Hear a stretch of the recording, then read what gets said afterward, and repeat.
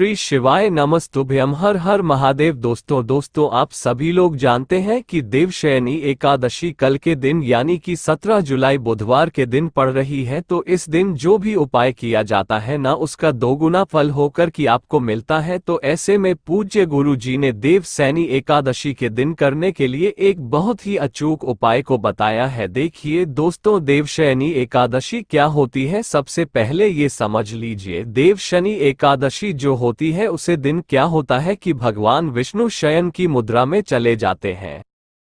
और दोस्तों, ये जो दिन होता है वह मुख्य रूप से भगवान विष्णु और भगवान शिव का दिन होता है। और भगवान शिव के लिए एक उपाय को हम आपको बताने जा रहे हैं, जो कि अगर आपने कर लिया तो आपके जीवन के सारे भाग्य खुल जाएंगे और आपके यहाँ खुशियां ही खुशियां होगी।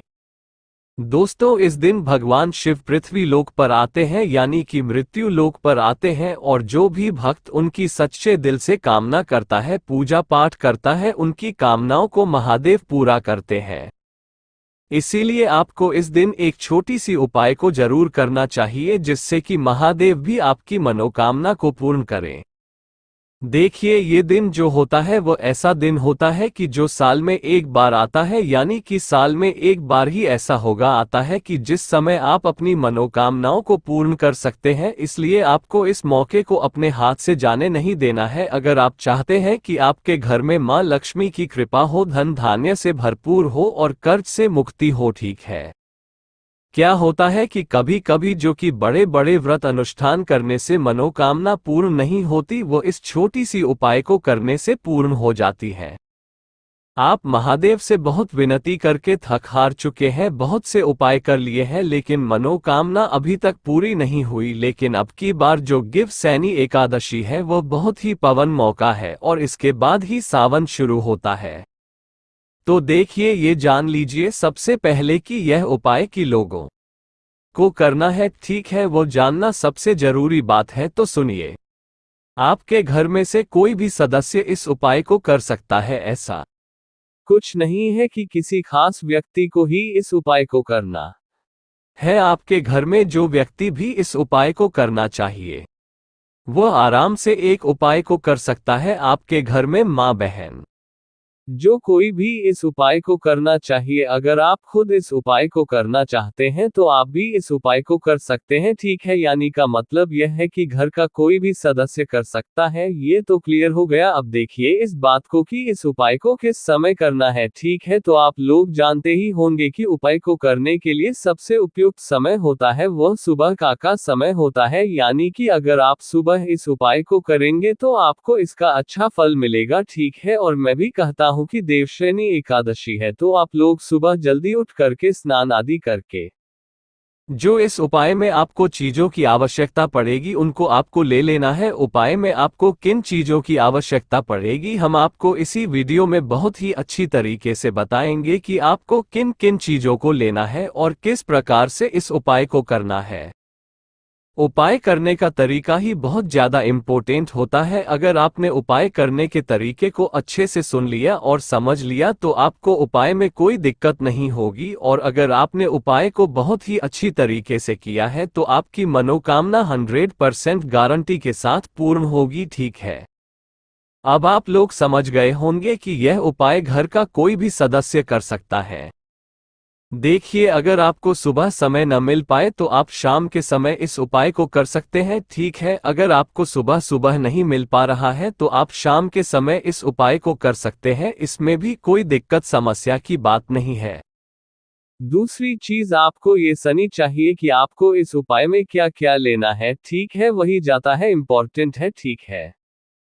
तो इस उपाय में आपको लेना है 108 बेलपत्र के पेड़ में इस समय बहुत ज्यादा बेलपत्र लगी है और बेलपत्र का सीजन है तो बेलपत्र तो बहुत ज्यादा लगी है, यानी कि 108 बेलपत्र आपको बहुत ही आसानी से मिली जाएगी। इसमें आपको कोई भी दिक्कत नहीं होगी। आपकी गली मोहल्ले जहां पर भी आपको बेलपत्र का पेड़ देखी वहां से आपको अच्छी अच्छी सी 108 बेलपत्र को तोड़ लेना है, ठीक है। और इस प्रकार से तोड़ना कि कटी फटी बेलपत्र ना हो, अच्छी अच्छी सी 108 बेलपत्र आपको तोड़ लेना है। और उसके साथ ही आपको लेना होगा लाल चंदन। लाल चंदन कई बार लोकल भी आता है, इसीलिए आपको खड़ा चंदन घिसकर ही उसे करना है। अगर आपके यहाँ अवेलेबल नहीं है यानी कि उपलब्ध नहीं है लाल चंदन, तो फिर आप डिब्बी बंद भी उसे कर सकते हैं। ये चीज कितनी हो गई कि आपको इन चीजों को आपको लेना है। अब आगे सुनिए आपको क्या करना है। और आपको 1 लोटा शुद्ध जल ले लेना है अपने घर से। देखिए 1 लोटा जो शुद्ध जल्दी वह आप अपने घर से ले, और उसमें आपको मिल लेना है थोड़ा सा गंगाजल। गंगाजल की केवल 2-4 बूंदें ही आपको उसमें मिलनी है 1 लोटी शुद्ध जल में।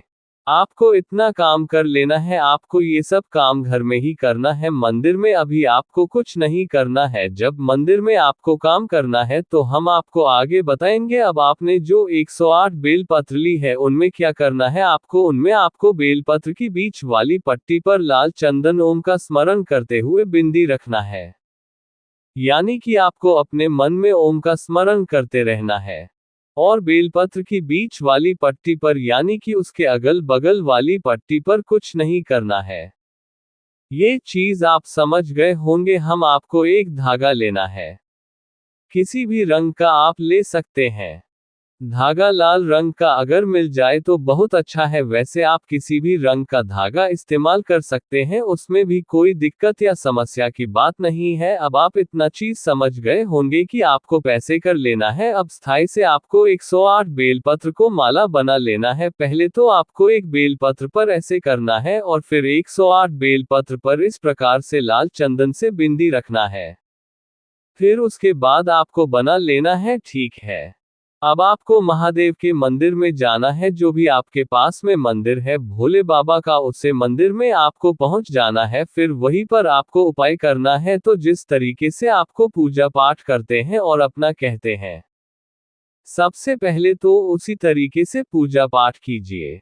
वॉट यू शनि एकादशी के दिन सबसे पहली बात तो ये होती है कि आपको 1 लोटा जल चढ़ाना होता है। जो आपने 1 लोटा जल में गंगाजल मिलाया है, उसको सबसे पहले ओम नमः शिवाय का स्मरण करते हुए महादेव पर जल चढ़ा देना। उसके बाद आपने जो माल ली है उससे माला का उपयोग करना है। सबसे पहले तो आपने 1 लूट के ऊपर चढ़ा दिया जिसमें अपने गंगाजल लाया था। ये कि देव शनि एकादशी पर करने वाला सबसे मुख्य काम होता है और इसे आप सबसे पहले कीजिएगा, ठीक है। इतना आपको काम कर लेना है। यह आपकी समझ गई हमें। अब आपको जो आपने माला बनाई है 108 वीरपत्र की, उसको आपको महादेव पर चढ़ा देना है शिवलिंग पर। और फिर वहीं पर बैठकर आपको 5 मिनट श्री शिवाय नमस्तुभ्यम मंत्र का जाप करना है। इतना आपको काम करना है। और फिर आपको जो भी आपकी माँ की इच्छाएं हैं, कामनाएं हैं, वह सब आपको कह देनी है महादेव से। महादेव आपकी तुरंत हमको पूर्ण करेंगे। अगर आपको वीडियो पसंद आए तो वीडियो को लाइक करें, शेयर करें, सब्सक्राइब करें। इस वीडियो को ज्यादा से ज्यादा लोगों तक पहुंचाएगा कि अन्य लोग भी इस वीडियो का लाभ ले सके। और तब तक के लिए श्री शिवाय नमस्तुभ्यम, हर हर महादेव। हम ऐसे ही उपाय रोजाना लेट रहते हैं, इसीलिए हमारे चैनल को सब्सक्राइब करना बिल्कुल भी ना भूले। क्योंकि अगर आप हमारे चैनल को सब्सक्राइब कर लेंगे तो आपको ऐसे उपाय समय पर मिलती रहेगी। और अगर कोई उपाय समय पर किया जाता है तो उसका बहुत ही ज्यादा फल मिलता है। इसी बीमारी चैनल को सब्सक्राइब जरूर से कर ले और वीडियो को लाइक जरूर से कर देना।